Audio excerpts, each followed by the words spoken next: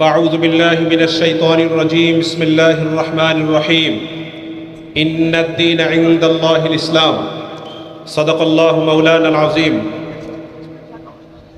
বাংলাদেশ খেলাফত মজলিস সিরাজগঞ্জ জেলা শাখা কর্তৃক আয়োজিত অধ্যকার ঐতিহাসিক গণ সমাবেশের সম্মানিত সভাপতি, উপস্থিত বিভিন্ন অঞ্চল থেকে আগত খেলাফত প্রেমী সর্বস্তরের জনগণ, বিভিন্ন রাজনৈতিক দলের প্রতিনিধিবৃন্দ, আলোচনা অনেক হয়েছে।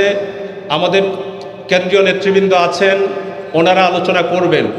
আমি শুধু একটা কথাই আপনাদেরকে বলবো, আল্লাহর জমিনে আল্লাহর দিন কায়েম করার জন্য দল মত নির্বিশেষে সকলেই আমরা অতীতে বাংলাদেশের এই 53-54 বৎসরে দেখেছি, আমরা ইতিহাস থেকে পড়েছি, জেনেছি এবং আমাদের বুঝ হওয়ার পর থেকে বাংলাদেশের অবস্থা আমরা অবলোকন করেছি।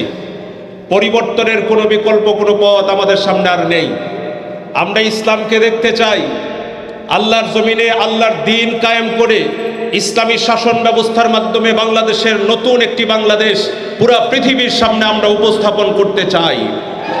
এই উদাত্ত আহ্বান জানিয়ে খেলাফত প্রতিষ্ঠার দ্বীনি দাওয়াত ইবাদতের প্রতি আপনাদেরকে আহ্বান করে আমি আমার সংক্ষিপ্ত বক্তব্য শেষ করছি।